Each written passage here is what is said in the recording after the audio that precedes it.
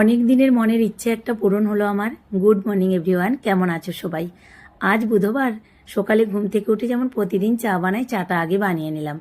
মা আছে আমাদের বাড়িতে, চাটা খেয়ে রাজবাবু এখন ছেলে মেয়েকে নিয়ে একটু বাজারে যাবে। আর প্রচণ্ড বৃষ্টি এসেছে, কালকে সকাল থেকে তো বৃষ্টি শুরু হয়েছে। তো এখন আমি রান্না বান্না শুরু করেছি। কালকে যে বাটা মাছ নিয়ে এসেছিল, যেহেতু মাংস হয়েছিল তাই বাটা মাছটা আমি ফ্রিজে রেখে দিয়েছিলাম, সেটাই আজকে বানিয়ে নিচ্ছি। আর কিছুটা শোল মাছ ছিল, সেটাও বানাবো। তো রান্না করতে করতে হঠাৎ করে রাজবাবুর ফোন এসেছে, আমার ছোট ননদ ফোন করেছে, ছোট ননদ আসবে। তো এখন আর কি বাজার হাট করবে, আজকে করলে কালকে যেহেতু বৃহস্পতিবার, কালকে আমরা আবার চলে যাচ্ছি, সবজিপাতি থাকলে তো নষ্টই হবে। সেজন্য ভাবলাম বাড়িতে যা আছে সেগুলোই রান্না করি। রাজ আবার মনতুলা করে একটু পাম্পলেট নিয়ে এসেছে আর কলমি শাক নিয়ে এসেছে, সেটাই এখন রান্না বান্না করে নিচ্ছি। ছোট ননদ যেহেতু কালকে চলে যাব, তাই দেখা করতে আসছে। বড় ননদও কালকে আসবে।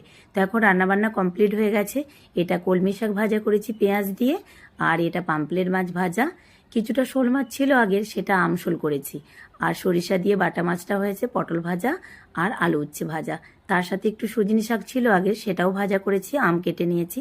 তো খাওয়া দাওয়ার পর এই যে অনেক দিন পরে এই ভাইটা এসেছে, মা মনসার যে ফটোটা আমি বাঁধিয়েছিলাম সেটা লাগিয়ে নিলাম।